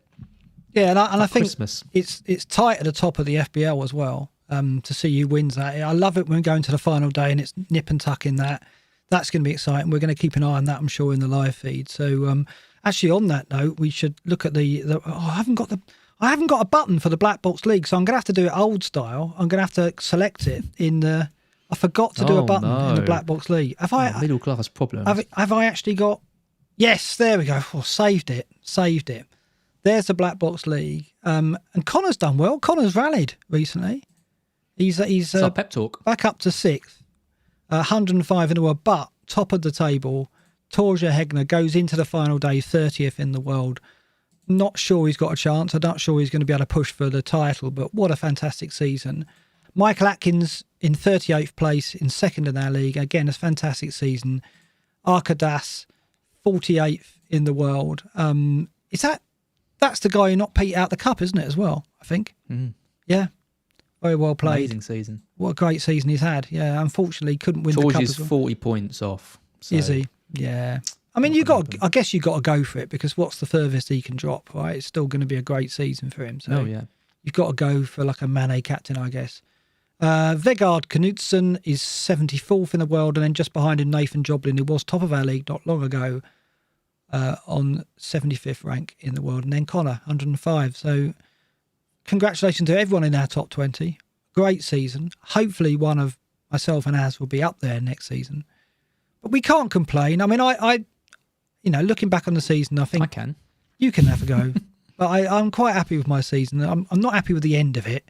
It's fizzled out, but I think I've enjoyed the season. And no small part to doing this show with you, Az. So thanks very much for the help you've given me and getting me back into the scene again with this show. So thanks very much. I think it's helped me. No, I've loved it. It's been great doing this. I mean, 36 episodes seems crazy that we've done that many. If anyone asks, of course, we're going to be back next year. Yeah, we have a new colour scheme. I know we haven't done the poll for that yet, have we? No, the poll's coming. Coming. It's going to be quite an exciting poll. It's going to be like a Champions League style poll with different group stages and stuff. I've got it all planned out. It's going to be looking forward to this. It's going to be great. It's going to be great. So we're going to have some kind of weird pink magnolia stroke colour, aren't we? Yeah, for sure. For sure. I don't know why we're leaving it to the public. It's like Brexit. It just shouldn't be left. What a link to Brexit. I've had an awful season. FPL wise, I've hated most weeks. Trossard captain was probably the only good week I've had.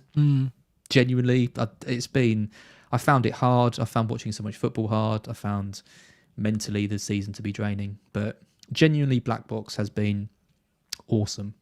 Every episode. I don't think there's been one episode where I haven't wanted to do it, or I've been bored doing it, or any of that. So, and even when I throw samples of you and take the mic, you just take it on the chin. It's and all the technical issues you dealt with, all the stress that I give you with that.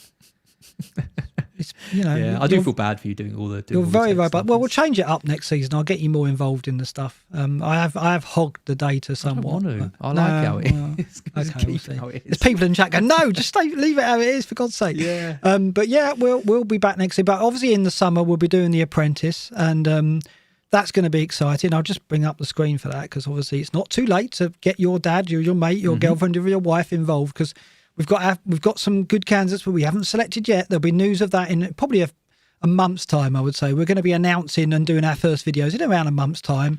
And then when the game launches next season, we'll be doing a few videos with our apprentices, and that's the plan. So you'll see us over the summer doing that. We're not going to do any Euro content, but we'll be doing stuff. I think on that.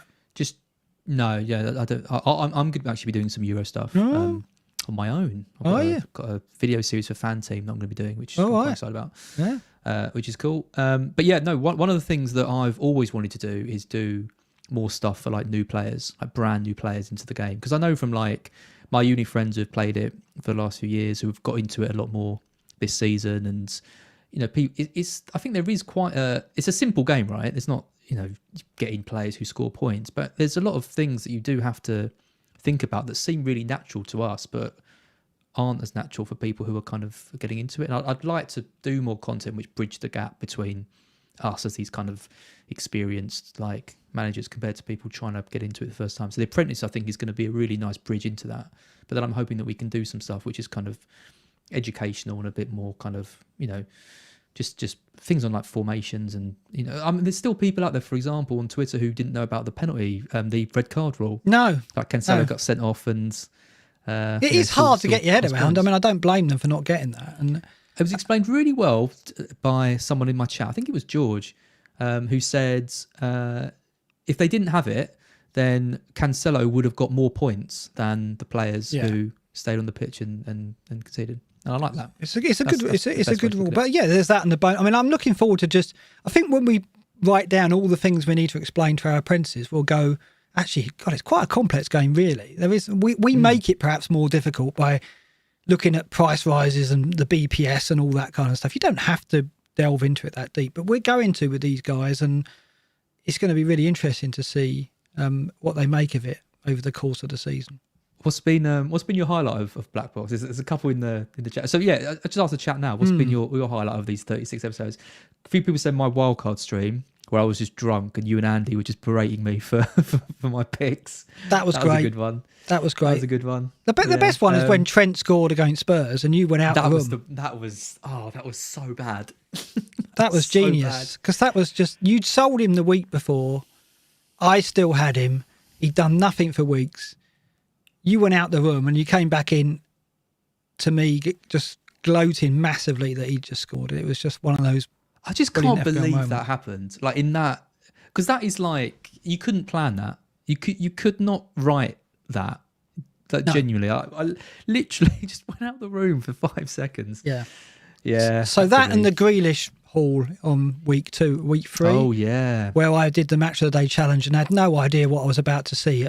I started watching at 11 o'clock at night, and then I went up and woke Pip up at 1:30 game. My player got 25 points. What was I doing? Why was she? As if she was going to go, really? Show me. Let me have a look at the highlights. Let's go watch Match of the Day, quick. Where's that put you in the league, Mark? Was she going to say that? No, she wasn't. She just went, whoa, had a go at me the next day. What was I thinking? That's how dizzy I was. Like I felt the 24 points that I got made me want to go and wake my partner up at 1:30 to tell her. That's what it did to me. So that I can't. Oh, that's brave. I'll never forget that. Yeah.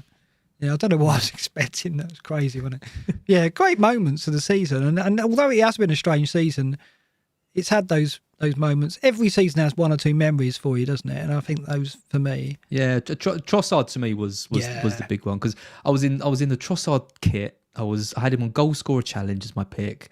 I backed him in like every single thing that I could feasibly back him in, and it just came in. So it's one of those moments that I'll always remember. I think one of my favourite ones was, it's been great having Luke on for a start. Whenever he's come on, has been shame we haven't got him on again, but we will get him on again next year. But the Jay Egersoff one was really good as well, because no one's really seen him since or before, and him kind of coming out of hibernation to do that pod with us, I thought was really and he was cool. brilliant as well. Like he'd never been away from it. Yeah, he it was great. Really on form, and Granville's one episode as well.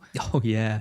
He was another guest this year, and we'll have more guests next season. I think when we started this, we decided we weren't going to have a guest every week or anything silly like that, because we wanted to get a rhythm going. But I think next season we'll look at having a few more guests on. Some of those names you mentioned, and a few more hopefully. So it's been really good. So we're going to do a Q&A after the show, aren't we? We're going to have a break for drinks, and I've got some snacks here, and then we're going to relax and answer some questions, and stick around for probably another hour, 45 minutes, and see what you can fire us. But for now, I guess it's over to you, as to do the customary, for the final time, the likes for the final and time subs this season. Yes, thank you everyone for watching us all year. Genuinely, it's been a pleasure to do these and to have you all in the chat, and all the support we've had has been amazing. So my final call, if you could hit the like button, we'd really appreciate it. If you could hit the subscribe button, we'd really appreciate it. And if you've done that and you're off now to enjoy your Friday night, fair play. Otherwise, stick around for the Q&A. But for now, it's good night from me. Yeah, and it's good night for me. But you've got to say good night last. So good night for me, and